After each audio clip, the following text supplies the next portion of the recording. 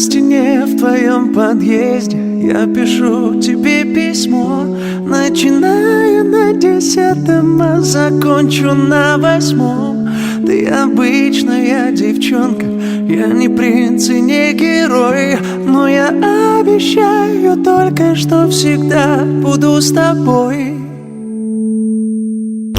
Ее улыбка беззаботная, с ямочками, и я уже путаюсь в мыслях беспорядочно. Пытаюсь подобрать слова к тому, что объяснить нельзя. Она все смотрит и улыбается. Глупая ситуация. Откуда ж ты свалилась на мою голову? Она к таким переменам была явно не готова.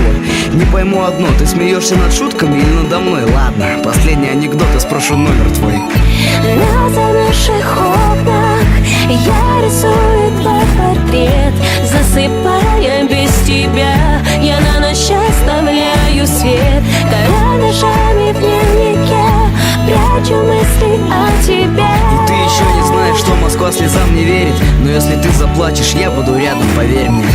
На стене в твоем подъезде я пишу тебе письмо.